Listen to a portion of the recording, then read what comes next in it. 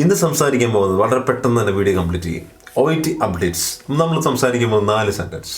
First one എന്ന് പറയുന്നത് she is a known case of hyper tension. The second one is she has hyper tension. The third one is she has had hypertension, and the fourth one is she has had hypertension for any usages. The fifth one is she has had hypertension since in the use ne kurichana innu nammal parayunnathu.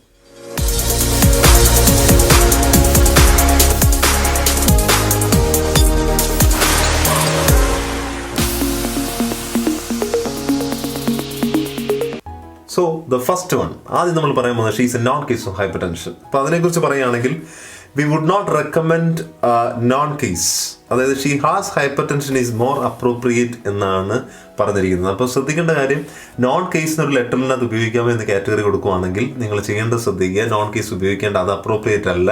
Appropriate എന്ന് പറയുന്നതാണ് എന്ത്, she has hypertension എന്ന് പറഞ്ഞാൽ മതി എന്നാണ് പറഞ്ഞിരിക്കുന്നത്. ഇതാണ് OETയുടെ official സൈറ്റിൽ നിന്ന് അവർ പറഞ്ഞിരിക്കുന്ന reply. Okay, so moving on to the second one. So നമ്മൾ ഇനിയും പോകുന്നത് she has hypertension. So അവരെങ്ങനെ പറഞ്ഞതെന്ന് ചോദിക്കുമ്പോഴത്തേന് ഷീ ഹാസ് ഹൈപ്പർ ടെൻഷൻ എന്ന് പറയുമ്പോൾ അത് ഓൾറെഡി ആ പേഷ്യൻ്റിനുള്ള കണ്ടീഷനാണ്. അപ്പോൾ അത് നോർമലി അത് ഒരു ഫാക്റ്റാണ്. ശരിക്കും അത് സിമ്പിൾ പ്രസൻറ്റ് എന്ന് പറഞ്ഞ ടെൻസാണ്. കാരണം അതിനകത്ത് ടൈം ഇൻഡിക്കേഷൻ ഉപയോഗിക്കുന്നില്ല. ആ ഒരു ആൾക്ക് ഹൈപ്പർ ടെൻഷൻ ഉണ്ട്, അപ്പോൾ അത് നമ്മൾ പറയാണ്. അപ്പോൾ അങ്ങനെ ആകുമ്പോഴത്തേന് അത് അറിയാവുന്ന കാര്യമാണ്. സോ നമ്മൾ നോൺ കേസ് ഒന്നും ഉപയോഗിക്കേണ്ട, അതുകൊണ്ട് അത് അപ്രോപ്രിയേറ്റ് അല്ല. അതറിയാവുന്ന കാര്യമാകുമ്പോൾ ഷീ ഹാസ് ഹൈപ്പർ ടെൻഷൻ എന്ന് അതൊരു ഫാക്ച്വൽ ഇൻഫർമേഷൻ ആണ്. സിമ്പിൾ പ്രസൻറ്റിൽ പറയുന്നതായിരിക്കും ഏറ്റവും apt. So she has hypertension എന്ന് പറഞ്ഞ രണ്ടാമത്തെ ഐഡിയ നിങ്ങൾക്ക് ക്ലിയർ ആയെന്ന് ഞാനിപ്പോൾ വിചാരിക്കുന്നു. നെക്സ്റ്റ് മൂവിങ് ഉണ്ട് she has had hypertension. ഇതിനെക്കുറിച്ചാണ് പറയാൻ പോകുന്നത്. അപ്പോൾ അത് ഓർക്കേണ്ട കാര്യം, അതിലുപയോഗിക്കുന്ന കാര്യം എന്ന് പറയുമ്പോഴത്തേന് ഷീ ഹാസ് ഹൈപ്പർ ടെൻഷൻ എന്ന് പറയുമ്പോൾ അത് ഫാക്റ്റാണ്, അത് ആൾക്കുള്ളതാണ്, ആ കണ്ടീഷനാണ് ആ ആൾക്ക്.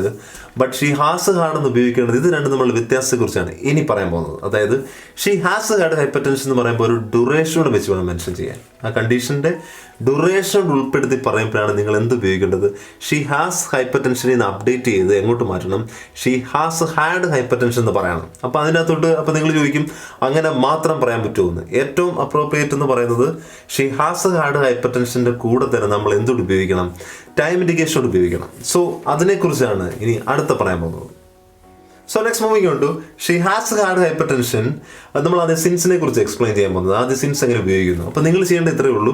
സിൻസ് എന്ന് പറയുമ്പോൾ ഒരു പോയിന്റ് ഓഫ് ടൈമാണ്. എന്ന് മുതൽ തുടങ്ങിയോ ആ ഹൈപ്പർ ടെൻഷൻ അല്ലെങ്കിൽ ആ ഒരു കണ്ടീഷൻ എന്ന് മുതൽ തുടങ്ങിയോ അന്ന് മുതൽ എന്ന് സൂചിപ്പിക്കാൻ വേണ്ടിയാണ് നമ്മൾ എന്ത് ഉപയോഗിക്കേണ്ടത്, സിൻസ് ഉപയോഗിക്കുന്നത്.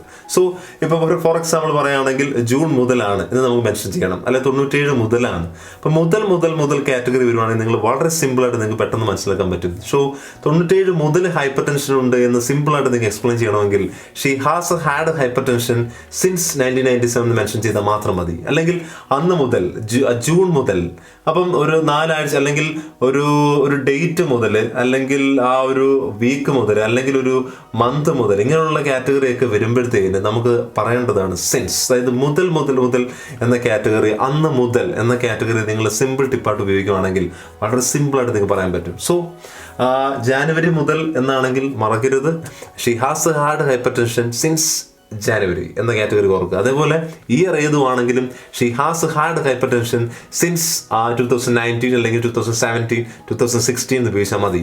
So next moving on to she has had hypertension ശേഷം നമ്മൾ ഫോറിൻ്റെ ഉപയോഗത്തെക്കുറിച്ചാണ് ഇനി പറയാൻ പോകുന്നത്. She has had hypertension for എവിടെ ഉപയോഗിക്കുന്നു ചോദിച്ചു കഴിഞ്ഞാൽ, സിൻസിൻ്റെ യൂസ് നിങ്ങൾക്ക് മനസ്സിലായി മുതൽ എന്നാണെങ്കിൽ ഫോറിനെ കുറിച്ച് എപ്പോഴെന്ന് വെച്ച് കഴിഞ്ഞാൽ ഒരു പീരീഡ് ഓഫ് ടൈം വേണം നമ്മൾ ഫോറിന് ശേഷം പറയേണ്ടത്. നിങ്ങൾ ഓർക്കണം, ഫോറിന് ശേഷം നമ്മൾ എപ്പോഴും ഒരു പീരീഡ് ഓഫ് ടൈം ആയിരിക്കണം പറയേണ്ടത്. അപ്പോൾ എങ്ങനെ പറയുമെന്ന് ചോദിച്ചു കഴിഞ്ഞാൽ 10 വർഷമായിട്ട്, അപ്പം ആയിട്ട് എന്ന കാറ്റഗറി നമ്മൾ മലയാളത്തിൽ ഉപയോഗിക്കുകയാണെങ്കിൽ നിങ്ങൾ ചെയ്യേണ്ട ഇത്ര മാത്രം ഫോർ ഉപയോഗിക്കുക. അതായത് 10 വർഷമായിട്ട് അത് ഹൈപ്പർ ടെൻഷൻ എന്ന രീതി ആണെങ്കിൽ, ആ ഒരു കണ്ടീഷനിലാണെങ്കിൽ she has had hypertension for 10 years. ഇനി 2 weeks, ഫോർ 2 weeks. ഇതിൻ്റെ 3 months, 3 മാസമായിട്ട് ഫോർ 3 months.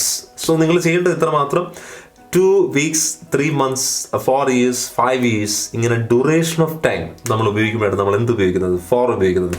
അപ്പം നിങ്ങൾക്ക് OET ലെറ്റർ എഴുതുമ്പോൾ ഇനി ശ്രദ്ധിക്കണം, സിൻസ് വേണം, ഫോർ വേണം. സിൻസ് എന്ന് പറയുമ്പോൾ പോയിന്റ് ഓഫ് ടൈം.